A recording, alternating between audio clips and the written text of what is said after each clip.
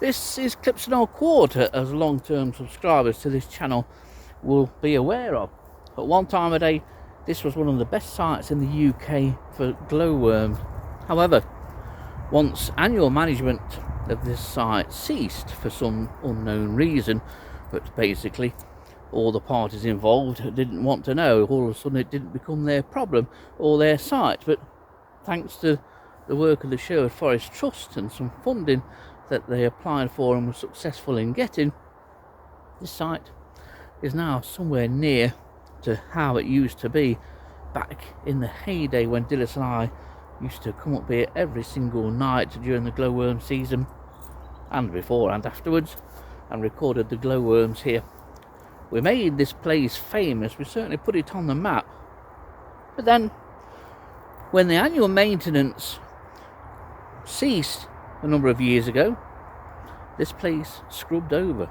There was no grass, or very little grass, on the entire length of this strip, and you certainly couldn't walk in a line directly right up to the centre tree behind me. But now you can, thanks to the reinstigation of the annual cutting. And I'm going to have a walk up there.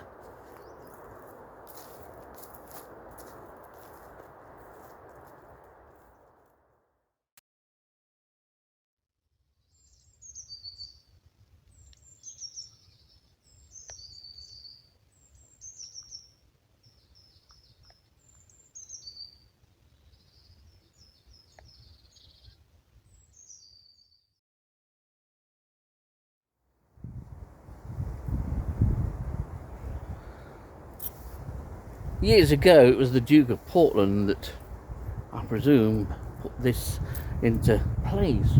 Hollies either side of almost a mile long grassy ride here. That grassy ride, as you can see, is quite wide. It used to be a little bit wider at one time. More about that in a bit if you haven't heard the history of this place. But the Duke of Portland, or one of them, was somewhat strange, lived at Welbeck Abbey, and part of his idea that he had plenty of money, you see, as they tend to do, dukes and duchesses, but part of his plan was to have a strip like this pretty much all the way down to Nottingham. He built one arch house, which is just across the road from where I stood now, and that was going to be the first of a number of arch houses all the way down to Nottingham. It never transpired for some reason, I don't know why, but we were left with this, and a fantastic place for glowworms it was. We had some huge counts here, 100, well 101 I think was the maximum, just in this one grass strip on one night. We were ecstatic at that.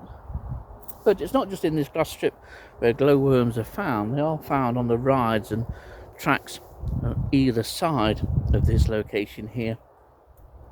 Every so often, when I walk the strip, especially when it's just been cut, I often found the old labels that Dillis and I put down over a number of years, from 2009 to about 2017, I think it was, when we stopped recording regularly. And I like to find those, I do like to see them, because with the number, if it's still legible on the label, I can then trace that label back to a particular female in a particular area and in a particular year, and then I can determine how long that female glowed for, how many nights she was present for before finally going lights out and returning to the leaf litter to lay her eggs. So hopefully I might find a few more labels as we go up. But it's a great place, fantastic view. It's a very different part of Sherwood Forest to the bit over there, but I do still love it. I prefer this place to the older part of Sherwood Forest, but I'm strange that kind of way.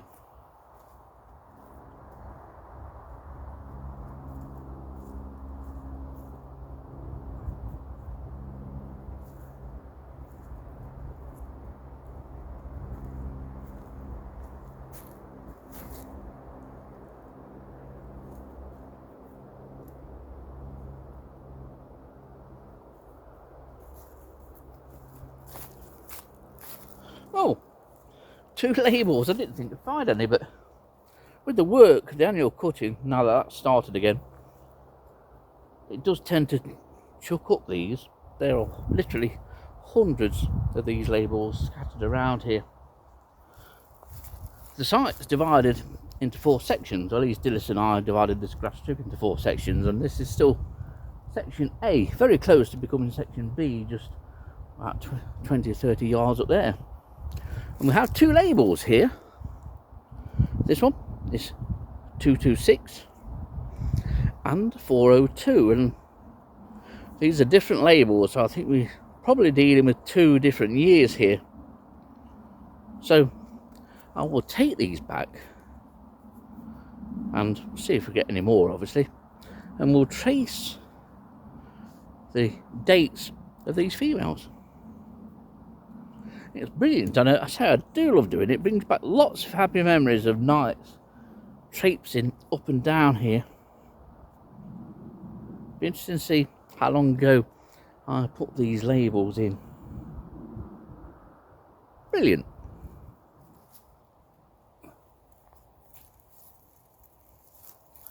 Well, another label. I'm still just in section A, but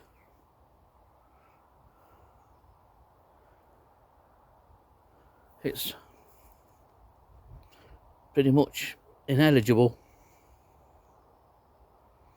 It's 500 and something, unless it's 50.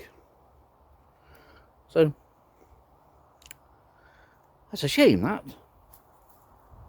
Just about to go into section B, but when you think about it, even with a permanent marker, the weather eventually takes its toll on the writing. But the first number is certainly a 5. But I may well be able to track this down, and we are just about to go into section B. So 3 labels already. It'd be nice if we find a few more. There's considerably more grass coverage now than 2 years ago. The difference is absolutely astounding. I'll put in a clip of when the work was first done to clear the scrub and to cut what vegetation there was here. But you'll see that most of it was brown. A lot of it now, as you can see, it's 95% grass. It's amazing how quickly it's come back, but it's taken glowworms considerably longer to come back. There's still quite good numbers here, but whether I start and record them again this year is very doubtful, to be honest. It takes a lot to come up here night after night, and then you're on your own, of course, but I may well survey for larvae, which involves walking up and down the length of the path that you can see on the right hand side. It wasn't just adult glowworms Dillis and I surveyed for. We started our surveys for larvae in February, if conditions were mild enough, and on a number of occasions February did indeed produce the first larvae of the year. And those surveys were most nights or most evenings while it was still light, up until any time during May, when we started to survey for the first females. And then after female glowworms had finished, the season had ended, quite often we would come up the path that you can't see, that is over on the left hand side, and we would survey for larvae during the autumn on mild nights, sometimes right up until almost the first days of December. People have no idea, or most people don't have any idea, of how much time and effort Dillis and I put into recording glowworms here. I keep losing the sun, and it comes out again, and then it goes in again, but I've not found any more labels. I'm now at the bottom of section D. Hopefully there may well be 1 or 2 lying on the ground up here, because section D was always the most prolific area or section for producing female glowworms. It likewise applied to larvae too. Most larvae would be found certainly in that sort of middle third of the pathway up section D here. So, and the reason we use these labels for females, because this was by far the best method of marking female glowworms and recording them each night, because female glowworms don't move around a great deal. Odd ones do, but usually in more open locations or on the paths. But in a grass strip like this, movement was very little. So you could put one of these down, you could put it right down into the grass, and I would come along night after night, read the label with torchlight obviously, and pass that information that this particular female was glowing to Dillis, who walked down the path and recorded or made notes of all the females that were glowing on any particular night. He couldn't use a GPS to mark the females because there was that many on some nights, or at least on peak time. Using labels like this and putting a bit of effort in was the best way to record glowworms.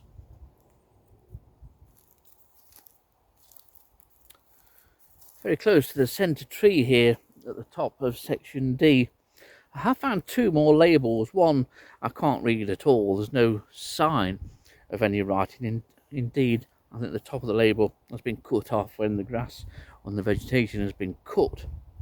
However, this one here certainly begins with a 2, and I think it's an 8 after it. I'll take this home and have a better look, and should be able to work out what this one is. It may well just be 28, but we shall see if we can track it down. In the meantime, we'll carry on this last little bit and see if we can turn up any more of these.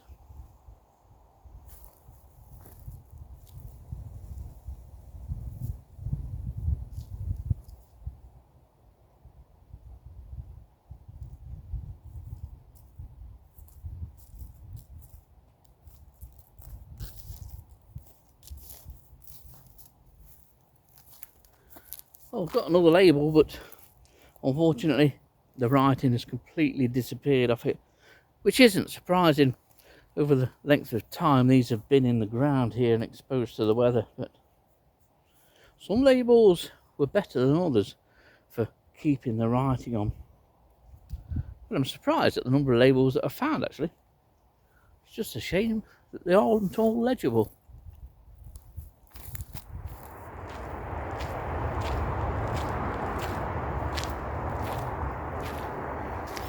A nice little wander. The sun's gradually starting to work its way lower in the sky, and got a few labels, a couple that can definitely read, may be able to work out maybe one of the others, but it's just a shame some aren't legible still, that the ink has wore off. But we'll track these down. A little bit of invertebrate archaeology.